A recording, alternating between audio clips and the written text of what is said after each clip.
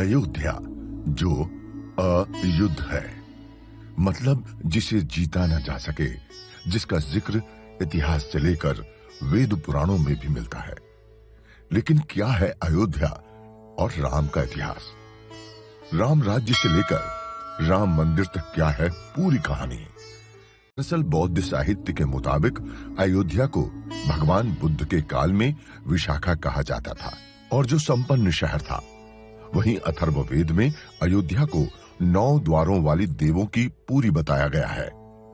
साथ ही ये भी पता चलता है कि इस काल में भी अयोध्या प्रसिद्ध थी। वाल्मीकि रामायण के मुताबिक सरयू के तट पर बनी अयोध्या नगरी 12 योजन लंबी और 3 योजन चौड़ी थी, मतलब करीब 5200 वर्ग किलोमीटर का एरिया। 1862-63 में पहली बार अयोध्या का आर्कियोलॉजिकल सर्वे किया गया, जिसमें धनन और विशाख लेख वाले सिक्के मिले। वहीं इतिहासकार जॉन की अपनी किताब इंडिया अ हिस्ट्री में लिखते हैं, अयोध्या उस जगह बसाई गई जहां 2 ट्रेड रूट एक दूसरे को काटते थे, इसलिए अयोध्या काफी संपन्न थी।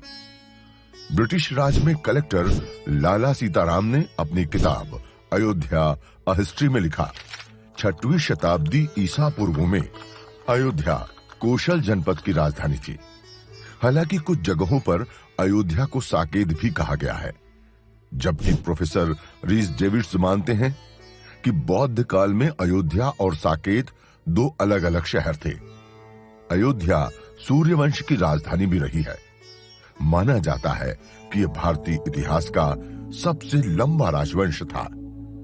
इसमें कुल 123 राजा हुए, जिसमें दशरथ 63वें और राम 64वें राजा हुए।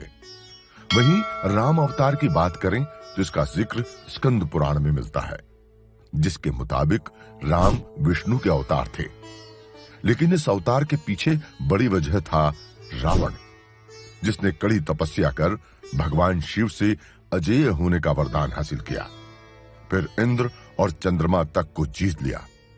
देवताओं की इसी परेशानी का हल निकाला भगवान विष्णु ने।